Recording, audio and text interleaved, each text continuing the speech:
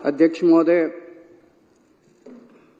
इस हाउस में हमारी मेजॉरिटी है और आज ये विश्वास प्रस्ताव कॉन्फिडेंस मोशन लाने की क्या जरूरत पड़ी, वो संक्षेप में कल मैंने बताया था ये प्रस्ताव रखते हुए कि मेरे पास 2 एमएलएज आए जिन्होंने कहा जी ये बीजेपी वाले आए थे और हमें ऑफर कर रहे थे कि केजरीवाल अब गिरफ्तार होने वाला है, उसके बाद हम इनकी सरकार गिरा देंगे आम आदमी पार्टी की, सारे एमएलए तोड़ लेंगे, 21 हमारे संपर्क में हैं, औरों से भी बात चल रही है, तुम भी आ जाओ, 25 करोड़ भी देंगे और जो मांगोगे और भी दे देंगे, तुमको चुनाव भी लड़ा देंगे।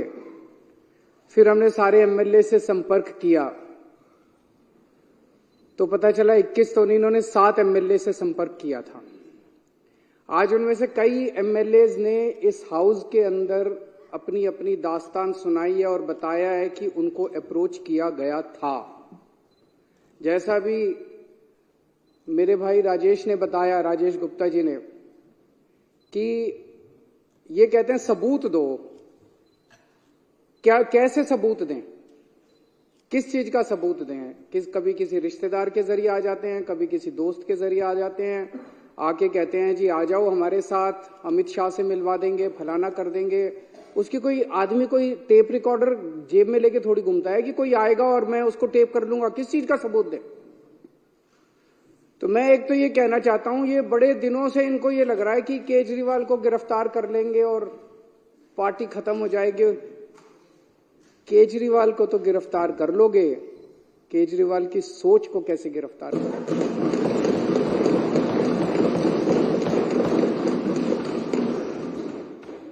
और एक केजरीवाल को गिरफ्तार कर लोगे, मेरे भारत मां की कोख से 1 लाख केजरीवाल पैदा हो जाएगा। आज जिस तरह से इन्होंने आम आदमी पार्टी पे हमला बोला हुआ है, इतने हमारे नेता गिरफ्तार कर लिए, हमारा सारा काम रोकने की कोशिश कर रहे हैं, धमकियां दे रहे हैं, ये कर रहे हैं, वो कर रहे हैं, सब तरफ से, चारों तरफ से हमले ही हमले हमारे ऊपर किए जा रहे हैं। देश का एक एक बच्चा देख रहा है कि हो क्या रहा है। सारे लोग देख रहे हैं, इनको लगता है लोग बेवकूफ हैं, लोग बेवकूफ नहीं है। अब पार्कों के अंदर चर्चा होने लगी है कि यह चल क्या रहा है, तो लोग एक प्रश्न पूछने लगे हैं, क्या मोदी जी केजरीवाल को खत्म करना चाहते हैं? क्या मोदी जी केजरीवाल को क्रश करना चाहते हैं? क्या मोदी जी केजरीवाल को कुचलना चाहते हैं? ये मैं नहीं पूछ रहा, देश का बच्चा बच्चा पूछने लगा है। जिस तरह का अटैक आम आदमी पार्टी के, इतने सारे हमारे नेता गिरफ्तार कर लिया, कभी भारत क्या दुनिया के इतिहास में हमारा नंबर 2 भी अंदर है, नंबर 3 भी अंदर है, नंबर 4 भी अंदर, अब कह रहे नंबर 1 को भी अंदर डालेंगे। तो इस तरह का आक्रमण कभी नहीं देखा गया। तो ये चर्चा चल रही है, ये क्यों हो रहा है? क्योंकि आज पूरे देश के अंदर बीजेपी का सबसे बड़ा चैलेंजर आम आदमी पार्टी है। आज अगर बीजेपी को खतरा है, भविष्य का खतरा है, तो केवल और केवल आम आदमी पार्टी से खतरा है। इसलिए बीजेपी येन केन प्रकारेन जो मर्जी करके आम आदमी पार्टी को कुचलना चाहती है।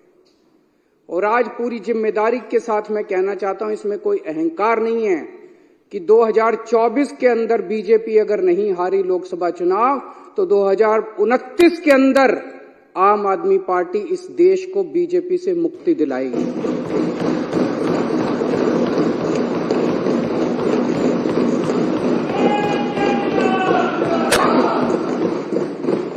अध्यक्ष महोदय, ये कोई छोटी बात नहीं है। एक छोटी सी पार्टी, 12 साल का बच्चा है, 12 साल पहले ये पार्टी बनी थी। एक 12 साल का छोटा सा बच्चा है ये पार्टी। इस 12 साल के बच्चे ने इतने बड़े बड़े पार्टियों को चने चबा दिए। इस देश के अंदर 1350 पार्टियां रजिस्टर्ड हैं, 1350। उन्हीं में से एक पार्टी आम आदमी पार्टी थी। जब हमारी पार्टी 26 नवंबर 2012 को रजिस्टर की गई थी, रजिस्ट्रेशन के लिए अप्लाई किया था हम लोगों ने। 2012 26 नवंबर आम आदमी पार्टी का रजिस्ट्रेशन आज से 12 साल पहले अप्लाई किया गया था। मात्र 10 साल के अंदर आज तीसरी सबसे बड़ी पार्टी बन गई है पूरे देश के अंदर। बीजेपी और कांग्रेस के बाद तीसरी सबसे बड़ी। एक एमएलए बनने के लिए लोगों की चप्पल घिस जाती है, पूरी जिंदगी बीत जाती है एक एमएलए बनने के लिए, काउंसलर बनने के लिए। ये कोई इत्तेफाक नहीं है कि ये पार्टी इतने कम समय के अंदर आज 2 राज्यों के अंदर हमारी फुल फ्लेजेड सरकार है, बहुमत, भारी बहुमत के साथ, ऐतिहासिक बहुमत के साथ सरकार है। दिल्ली के अंदर 70 में से 67 सीट इतिहास में कभी नहीं आई। पंजाब के अंदर 117 में से 92 सीट पंजाब के इतिहास में कभी नहीं आई। गुजरात के अंदर पहली बार चुनाव लड़े, पहली बार के अंदर हमारे 14% वोट और 5 एमएलए आ गए। गोवा के अंदर पहली बार चुनाव लड़े और गोवा के अंदर हमारे आज 2 एमएलए हैं। ये कोई छोटी बात नहीं है, इतनी छोटी सी पार्टी और इतना बड़ा। और चंडीगढ़ के अंदर तो आपने देखा हमारा मेयर इन्होंने किस तरह से छीन लिया इन लोग। तो ये कोई छोटी बात नहीं है। और मात्र 12 साल के बाद आज नेशनल पार्टी बन गई। तो आज इनको खतरा और डर भविष्य का केवल और केवल आम आदमी पार्टी से है। और ये भी जानते हैं, और फिर मैं दोहरा रहा हूं कि अगर ये 2024 में जीत जाते हैं तो 2029 में बीजेपी को इस देश को बीजेपी से मुक्ति आम आदमी पार्टी दिलाएगी। कुछ लोग ये भी कहते हैं जब चर्चा करते हैं लोगों के साथ, लोगों में, मैं तो ये बता रहा हूं, ये मेरी भावनाएं नहीं है, लोगों की, जनता के अंदर जो चर्चा चल रही है। कुछ लोगों का ये भी कि आम आदमी पार्टी के पीछे इसलिए पड़ रही है, दिल्ली की हार को पचा नहीं पा रहे। याद करो 2014 में मई के महीने में क्या जबरदस्त बहुमत लेके मोदी जी आए थे, क्या जबरदस्त। उसके बाद हरियाणा जीत गए, महाराष्ट्र जीत गए। एक अश्वमेध यज्ञ का घोड़ा चला था, ऐसे लग रहा था जैसे इस घोड़े को कोई नहीं रोक पाएगा। और फिर जब 2015 में ये घोड़ा दिल्ली पहुंचा तो दिल्ली के 2 करोड़ लोगों ने इसको रोक लिया। और केवल रोका नहीं, 70 में से 67 सीट बीजेपी केवल 3 पे सिमट गई। तो लोगों को क्या कहना है कि तब से इन लोगों ने ठान लिया कि इस पार्टी को तो नहीं छोड़ना, इस पार्टी को तो कुचलना है किसी भी तरह से। और फिर अक्सर देखा गया इस तरह के नई पार्टियां आती हैं, आंदोलन से निकलती हैं, बनती हैं और फिर एक ही चुनाव में खत्म हो जाती हैं। इनको पूरी उम्मीद थी कि एक चुनाव के बाद हम इतना इनको तंग करेंगे। आने के बाद इन्होंने बहुत तंग किया, हमें काम नहीं करने दिया इन लोगों ने। लेकिन 5 साल के बाद इनको उम्मीद थी चलो 2015 तो जीत गए, 2020 में इनकी सरकार नहीं बनने दें।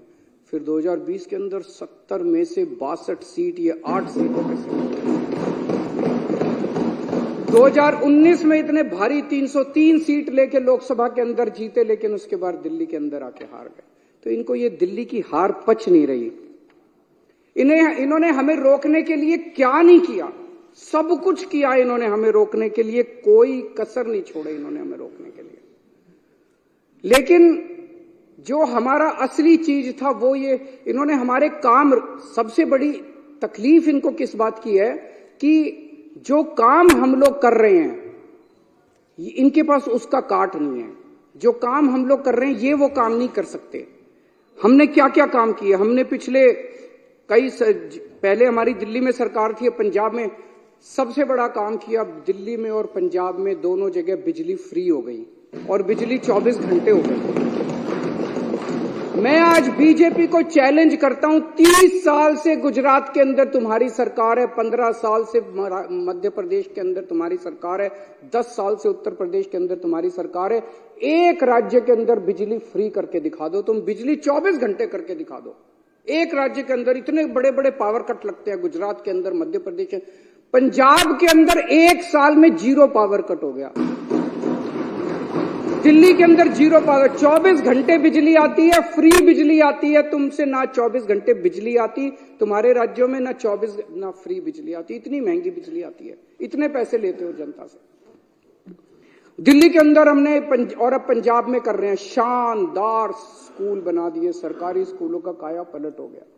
पूरी दुनिया से लोग देखने के लिए आ रहे हैं। पूरी दुनिया के अंदर आज शिक्षा के लिए जाना जाता है दिल्ली को कि स्कूल बड़े अच्छे हो गए, शानदार शिक्षा, हैप्पीनेस करिकुलम। अमेरिका के राष्ट्रपति की बीवी हमारा हैप्पीनेस करिकुलम की क्लास अटेंड करके जाती है। दिल्ली ने देश का नाम पूरी दुनिया के अंदर रोशन किया है। और इनके स्कूलों को उठा के देख लो, गुजरात, मध्य प्रदेश, उत्तर प्रदेश के स्कूलों को उठा के देख लो, क्या हालत बना रखी है। उनके अंदर जानवर घूम रहे हैं, ये टूटी पड़ी हैं, दीवारें टूटी पड़ी है। कितने गरीबों के बच्चों का भविष्य जो है इन्होंने अंधकार में डाला हुआ है। मैं चैलेंज करता हूं बीजेपी को, इतने सारे स्कूल तो छोड़ो, 10 स्कूल तुम अपने गुजरात में, मैं तो इतना घूमा गुजरात में चुनाव पर, एक स्कूल नहीं मिलता था जो इन्होंने ठीक कराओ। 30 साल के अंदर तुमसे एक स्कूल ठीक नहीं हुआ। ये काम तुम नहीं कर सकते, इसलिए इनको तकलीफ है। हमने दिल्ली में अस्पताल इतने बना दिए, सबका इलाज मुफ्त कर दिया, अस्पताल बना दिए, सबका इलाज मुफ्त कर दिया, मोहल्ला क्लिनिक बना दिए जिसमें गली गली के अंदर लोगों को इलाज मिलने लगा। तुम भी कुछ अच्छे, तुम लंबी लकीर तो खींच के दिखाओ यार, तुम कुछ अच्छा काम तो करके दिखाओ। हमने बुजुर्गों के लिए तीर्थ यात्रा कर दी, इतना आशीर्वाद देते हैं, इतना आशीर्वाद देते हैं बुजुर्गों को। और ये सारे काम पंजाब में भी हो रहे हैं। पंजाब में दिल्ली से ज्यादा मोहल्ला क्लिनिक, दिल्ली में तो 540 मोहल्ला क्लिनिक बने हैं, पंजाब में 800 से ज्यादा मोहल्ला क्लिनिक 1 साल के अंदर बन गए। महिलाओं के लिए फ्री बस यात्रा कर दी इन्होंने, इतना विरोध किया, लेकिन सारी महिलाएं तो हमारे साथ ही हैं। दिल्ली के अंदर पानी कोने कोने के अंदर पहुंचा दिया, घरों में पानी नहीं आता, कोने कोने के अंदर पहुंचा दिया, पानी फ्री कर दिया। कच्ची कॉलोनियों को लेके इन्होंने सबसे ज्यादा राजनीति की, अगर काम किया तो हमने किया। दिल्ली की कच्ची कॉलोनियों के अंदर सड़क बनाने का, पानी की लाइनें बिछाने का, हमने सीवर की लाइनें बिछाने का हमने काम किया। पंजाब अभी 2 साल हुए हमें आए हुए, पंजाब के अंदर इस वक्त एक बहुत बड़ी क्रांति आ रही है। गांव गांव के अंदर इरिगेशन, सिंचाई का पानी पहुंच गया। गांव गांव के अंदर जहां पहले पानी नहीं मिलता था, अब गांव गांव के अंदर सिंचाई का पानी पहुंच गया। हमसे सीख लो, हमें सारे काम करने आते हैं, हमसे भी नहीं सीखोगे और काम भी नहीं करने दोगे। अभी delivery of free services, door step delivery of free services, आपको दफ्तर जाने की जरूरत नहीं है, फोन करो और आपके घर आके सरकार काम करेगी। दिल्ली में भी लागू हो गया, पंजाब में भी लागू हो गया। इन्होंने दिल्ली के अंदर हमें door step delivery of ration नहीं करने दी, घर घर हम राशन पहुंचाना चाहते थे, इन्होंने दिल्ली में नहीं करने दी, हमने पंजाब में जाके लागू कर दी। अभी 10 दिन पहले मैं उद्घाटन करके आया हूं पंजाब में। हम लोग व्यवस्था बदल रहे हैं, बहुत बड़ा काम कर रहे हैं।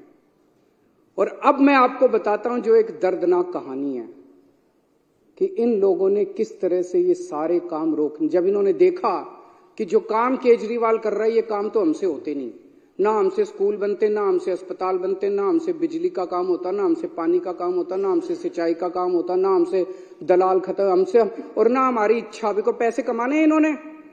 तो जब इन्होंने देखा ये काम नहीं, तो इन्होंने काम रोकने का काम किया। बड़े दर्द के साथ आज मेरे को कहना पड़ रहा है कि पिछले साल इन्होंने किस तरह से दिल्ली के अस्पतालों के अंदर दवाइयों को रोकने का काम किया। अस्पतालों के अंदर गरीब आदमी अपना इलाज कराने के लिए आता है, अस्पतालों के अंदर बेबस आदमी जिसके पास पैसा नहीं होता, जो अमीरों के अस्पताल में, 5 स्टार अस्पताल में इलाज नहीं करा सकता, वो कराने के लिए आता है। हमने अस्पताल बदले थे, अस्पताल शानदार बना दिए, सारी दवाइयों का सबका इंतजाम किया। इन्होंने अफसरों के ऊपर उनकी हाथ मरोड़ के उन दवाइयां बंद करा दी। इन्होंने टेस्ट बंद करा दिए। मोहल्ला क्लिनिक में 3 महीने तक पिछले साल मोहल्ला क्लिनिक में टेस्ट नहीं हो पाए। इन्होंने पेमेंट रोक दी लेबोरेटरीज की। इतने गंदे और इतने घटिया लोग हैं ये लोग। कोई रोकता है क्या? कहते हैं राम भक्त है। भगवान राम ने कभी नहीं कहा था कि गरीबों की दवाइयां रोको, गरीबों के पाप लगेगा तुम लोगों को। पता नहीं किस मिट्टी के बने हैं, पाप लगेगा आपको। विधुड़ी जी, आपकी पार्टी ने जो ये काम किया दवाइयां रोकने का और टेस्ट रोकने का और सारे अस्पतालों का इलाज रोकने का, गंदी बात है ये। बता के जाना, आप भी रुक जाओ, बता के जाना अपनी पार्टी वालों को क्यों किया उन लोगों ने। दुश्मनी मेरे से है, दुश्मनी केजरीवाल से है। दिल्ली के 2 करोड़ लोगों से क्यों बदला ले रहे हो तुम लोग? एक वो एमटीएस थे, data entry operator, OPD counter पे जब आप सरकार, बैठ जाओ, मैं सारे जवाब दूं, बैठ जाओ 2 मिनट बैठ जाओ, मैंने डिस्टर्ब नहीं किया था। दिल्ली के अंदर जब आप अस्पताल में जाते हो, दवाई की खिड़की पे जाते हो, खिड़की ऊपर एक आदमी बैठा मिलता है रजिस्ट्रेशन करने के लिए, ओपीडी के लिए, ओपीडी का कार्ड काटने के लिए। वो कॉन्ट्रैक्चुअल था, वो डेटा एंट्री ऑपरेटर था। एक दिन एक ऑर्डर पास करके इन्होंने दिल्ली के सारे सरकारी अस्पतालों के डेटा एंट्री ऑपरेटर हटा दिए। अब अस्पताल के अंदर रजिस्ट्रेशन करने वाला कोई नहीं बचा।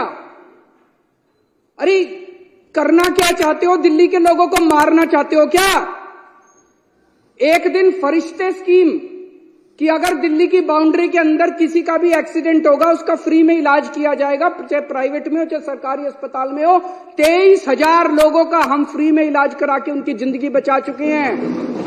इन्होंने फरिश्ते स्कीम बंद करा दी। इन लोगों ने, इतने घटिया किस्म के लोग हैं ये लोग।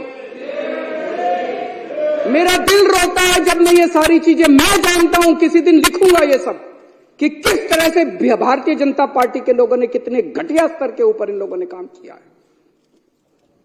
ये राजनीति होती है। ये राजनीति सत्ता के लिए तुम किसी भी हद तक चले जाओगे, कुछ भी करोगे सत्ता के लिए। अरे मेरे से दुश्मनी है, मेरे को गालियां दे लो यार, दिल्ली के लोगों का इलाज तो मत रोको कम से कम।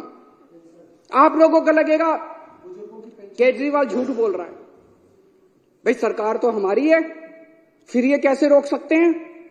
ऐसा मन में आएगा ना कि भाई सरकार तो हमारी है, सरकार तो केजरीवाल की है, फिर ये कैसे रोक सकते हैं? मैं बताता हूं कैसे रोक सकते हैं। सर्विसेज इनके पास है।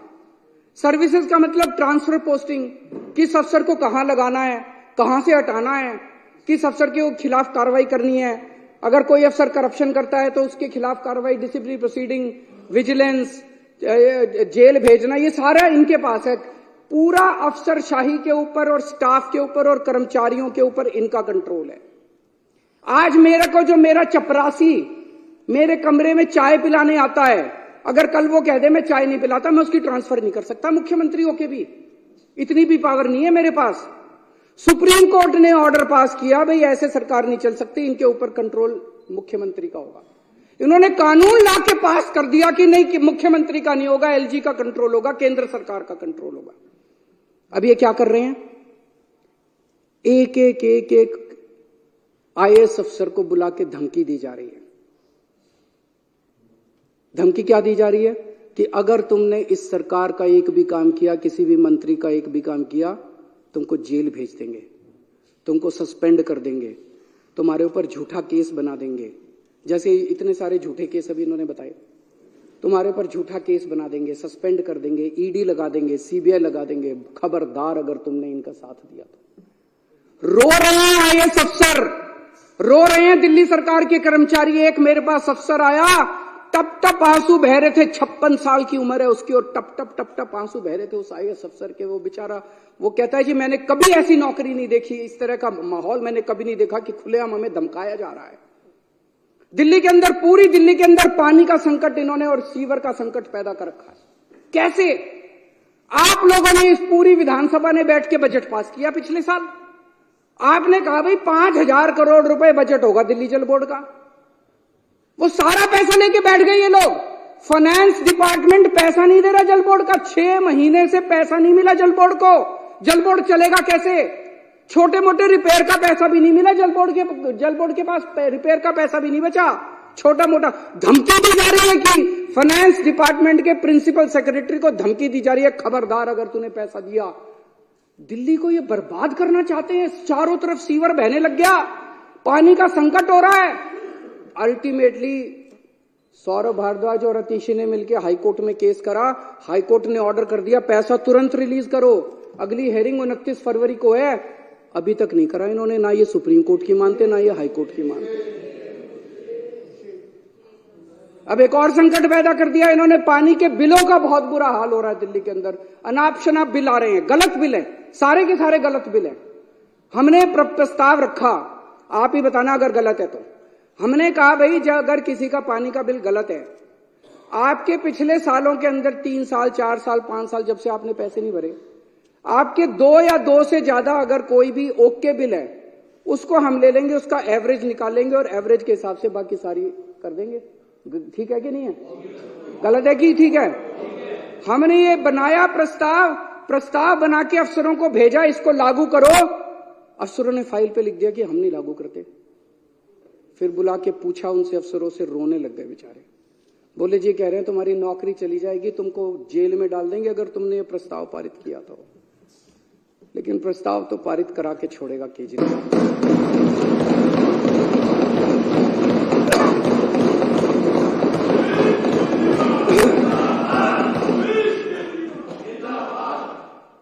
देखते हैं कि बाजुए कातिल, क्या है वो?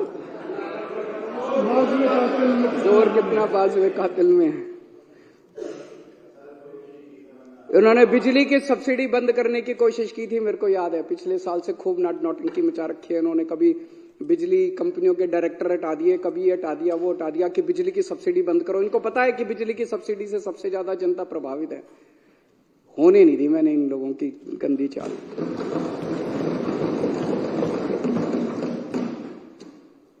हम बहुत छोटे लोग हैं और हम यहाँ पे देखो तो पता नहीं मुश्किल से 2-4 ही होंगे जो कि पॉलिटिकल बैकग्राउंड से हैं। बाकी तो सारी एक तरह से गलियों में घुमा करते थे हम सारे। हमारी क्या औकात थी? हैं? हाँ, क्या औकात थी हम लोगों की? लेकिन कुछ तो ऊपर वाला चाह रहा है, कुछ तो हमसे करवाना चाह रहा है। मतलब एक सुंदर नगरी की झुग्गियों के अंदर मैं यूं ही घुमा करता था, कोई नहीं पूछता था। परिवर्तन नाम की एनजीओ चलाया करता था, आप लोग भी अपनी अपनी जिंदगी चला रहे थे। अचानक वहां से उठा के लोगों का पता नहीं क्या प्यार था, क्या किस्मत थी, ऊपर वाला हमसे क्या कराना चाह रहा है, यहां पहुंचा दिया हम लोगों को। और अब इतने बड़े बड़े षड्यंत्र हमारे खिलाफ चल रहे हैं, इतने बड़े बड़े षड्यंत्र, और हम भी डटे हुए हैं, कुछ कर नहीं पा रहे ये लोग। क्यों? करोड़ों लोगों की दुआएं हमारे साथ। 18 लाख बच्चे सरकारी स्कूलों में पढ़ते हैं।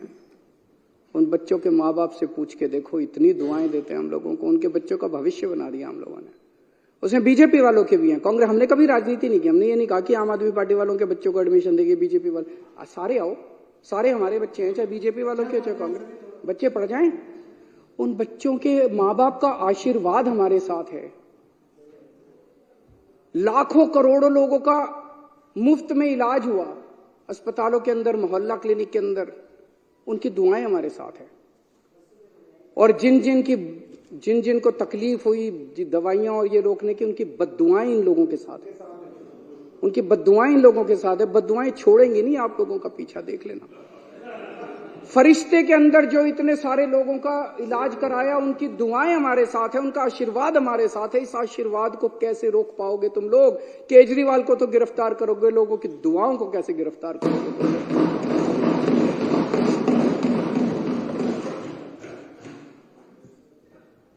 अब ये ऑपरेशन लोटस करने आए हैं। कितने ऑपरेशन लोटस कर लिए? अब तो थकते भी नहीं हो तुम। हमारी दाद तो देनी पड़ेगी तुम लोगों को। हमें क्यों नहीं तोड़ पा रहे ये लोग? हमें क्यों नहीं खरीद पा रहे? क्योंकि हमने कोई गलत काम नहीं किया। दूसरे स्टेट्स के अंदर दूसरे नेताओं, जो आपने इतने सारे नाम लिए, फलाना ये फलाना वो, उन लोगों ने गलत काम किए थे। वो गलत काम किए थे, इसलिए उनको बीजेपी का संरक्षण चाहिए था, इसीलिए वो अपनी पार्टी छोड़ के इनके साथ चले गए। तो एक फॉर्मूला जान लो, अगर कोई व्यक्ति बीजेपी के दबाव में आके बीजेपी में चला जाए, वो चोर है।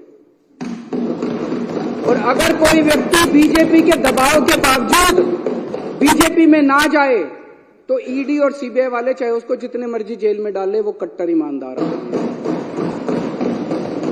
मनीष सिसोदिया पे इन्होंने कितना दबाव डाला।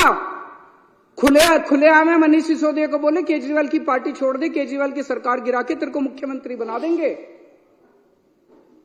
पर मनीष सिसोदिया हेमंत बिश्व शर्मा तो नहीं है, उसने कोई चोरी तो नहीं कर रखी। वो बोला मेरे को मुख्यमंत्री भी नहीं बनना और मैंने कोई गलत काम नहीं किया। तुम 1 साल 2 साल 3 साल रख लोगे, अल्टीमेटली तो मैंने बाहर आना ही आना है। मैंने कोई गलत काम नहीं किया, मैं क्यों टूटूंगा? आप सब लोगों को, इतने सारे लोगों को इन्होंने अप्रोच किया। मैं सलाम करता हूं आप लोगों को कि क्या गजब के लोग हो आप लोग। टूटे नहीं, आप टूटे नहीं। आप ही मेरी ताकत हो। दिल्ली के 2 करोड़ लोग और दिल्ली के जो आप 61 विधायक हो, आप सब लोग मेरी ताकत हो, जिसकी वजह से आज मैं इन लोगों का मुकाबला कर पा रहा हूं। अगर आप में से कई लोग टूट जाते, मेरी भी सरकार गिर जाती। पर आप लोग नहीं टूटे, आप लोग मेरी ताकत हो। सबको कहते हैं बीजेपी ज्वाइन कर लो, बीजेपी ज्वाइन कर लो, और इन्होंने हमें बदनाम करने में कोई कसर नहीं छोड़ी। अभी इतनी बड़ी लिस्ट बताई इन्होंने कि डीटीसी में भी स्कैम हो गया, क्लासरूम में भी स्कैम हो गया, क्या क्या था, पानी में भी स्कैम हो गया, बिजली में भी स्कैम हो गया, राशन में भी स्कैम हो गया, किसी बटन, कोई बटन था बटन में भी स्कैम हो गया, फलाने में भी स्कैम हो गया। मैं एक चीज जानना चाहता हूं, जितने पूरे देश में आज तक एमएलए खरीदे हैं तुम लोगों ने, कितना पैसा खर्च किया उसमें? और वो पैसा कहां से आया यही बता दो तुम लोग। बस ईमानदारी से इस देश को बता दो कि कर्नाटक में एमएलए खरीदे, मध्य प्रदेश में एमएलए खरीदे, गोवा में एमएलए खरीदे, इधर एमएलए खरीदे, उधर इतना पैसा कहां से लाते हो यार तुम लोग? ये तो खुलेआम है। जब इन लोगों को 25-25 करोड़ दे रहे थे, पता नहीं है मार्केट रेट भी है, मार्केट रेट क्या चल रहा है मेरे को तो पता नहीं। मध्य प्रदेश में क्या रेट चल रहा है, कर्नाटक में क्या रेट चल रहा है। तो ये पैसा कहां से आता है? ये पैसा कहां से आ रहा है? तुम हमारे बटन में स्कैम ढूंढ रहे हो। 12 रुपए का बटन है, बटन में तुम स्कैम ढूंढ रहे हो। अरे तुम्हारे करोड़ों रुपए एक एक एमएलए पे 50-50 करोड़ रुपए खर्च कर दिए। ये पैसा कहां से आ रहा है? ये तो बता दो इस देश के लोगों को। इन्होंने पहले मेरे ऊपर कई 2-3 साल ऐसे थे जिसमें इन्होंने मेरे ऊपर जहां जाता था इंक फेंकते थे। खूब मैंने जिल्लत बर्दाश्त करी है, इंसल्ट बर्दाश्त करी है। फिर 2-3 साल पे इन्होंने कभी कोई अटैक, कभी थप्पड़ मारते थे, कभी मिर्च डाली। एक बार इन्होंने मेरे दफ्तर के अंदर घुस के इन्होंने जूते मारे मेरे को। अब कह रहे हैं गिरफ्तार करेंगे इनको। मैं कह रहे थे आपको क्या लगता है गिरफ्तार करने से सरकार गिर जाएगी, ये सारे टूट जाएंगे? ऐसे ही टूट जाएंगे। कर लो गिरफ्तार, वो भी करके देख लो। अभी तक तो सब कुछ करके देख लिया, काम रोक के देख लिए, शुंगलू कमीशन बिठा लिया, कानून बदल लिए, सारा कुछ करके देख लिया। एक तुम्हारा यही सपना बचा है केजरीवाल को गिरफ्तार करके, ये भी पूरा करके दे।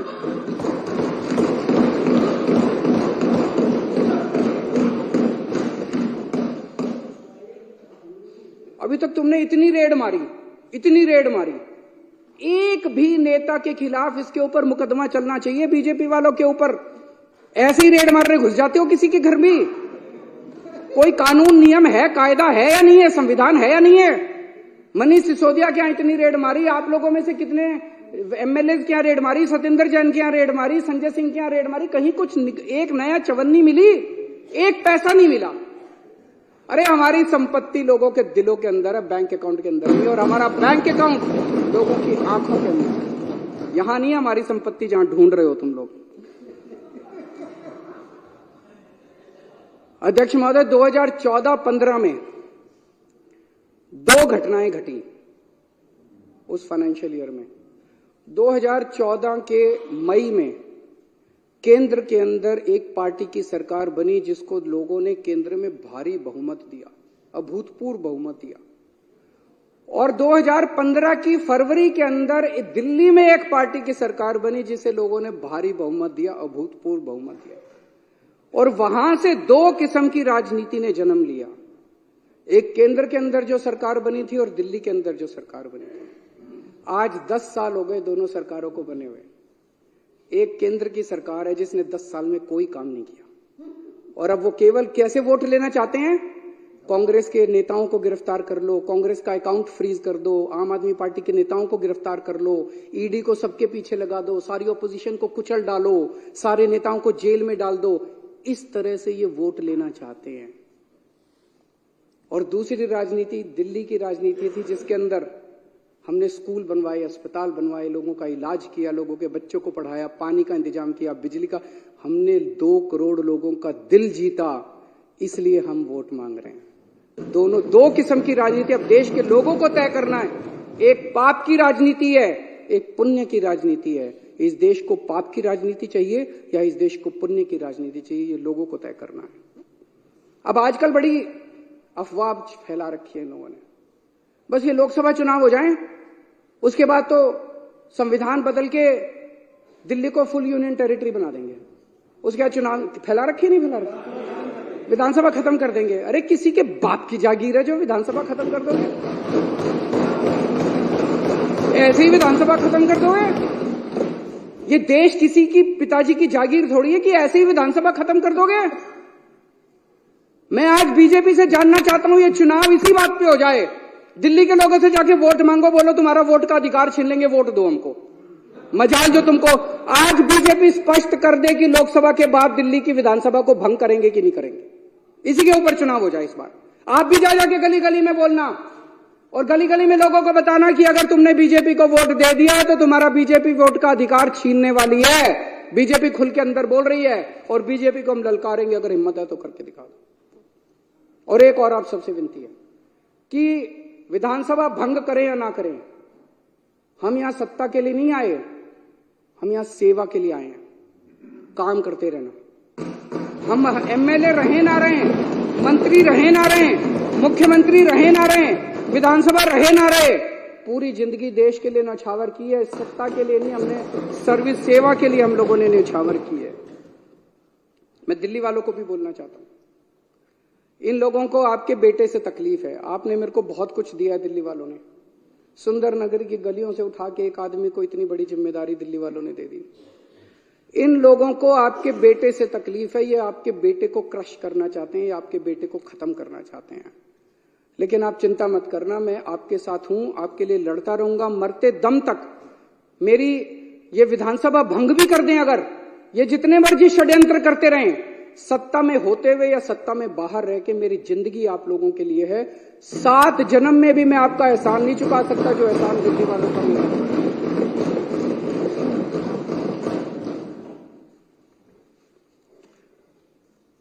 बीजेपी वाले राजनीति में सत्ता के लिए आए हैं, उनके लिए ये सत्ता की लड़ाई है, हमारे लिए ये सेवा की लड़ाई है।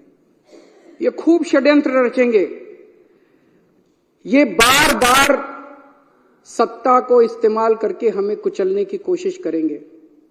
हम लोगों के आशीर्वाद से बार बार उठ के खड़े हो जाएंगे, फिर उठ के खड़े हो जाएंगे। जितनी बार ये कुचलने की कोशिश करेंगे, हम फिर उठ के खड़े हो जाएंगे। तुम्हारी मक्कारी के चक्रव्यूह से बाहर निकलने के लिए हमारे पास एक नहीं 100 अभिमन्यु इस पार्टी के अंदर हैं। आप जितने चक्रव्यूह रचोगे, उससे ज्यादा भेद के हम बाहर निकल आएंगे। अध्यक्ष महोदय, इस जो प्रपोजल मैंने कल रखा था उसका मैं पूरी तरह से समर्थन करता हूं, और मैंने पूरे अच्छे तरीके से बताया कि इसको लाने की क्या जरूरत पड़ी। मैं थोड़े से नंबर बता देता हूं कि एक भी आदमी हमारा नहीं टूटा। हमारे टोटल 62 एमएलए हैं, अभी यहां पे विधानसभा में 54 मौजूद हैं। 2 बीमार हैं, 3 आउट ऑफ स्टेशन हैं, 2 जेल में हैं, सतिंदर जैन और मनीष सिसोदिया, और एक के यहां शादी है। 54 यहां मौजूद हैं, एक भी नहीं टूटा इनमें से।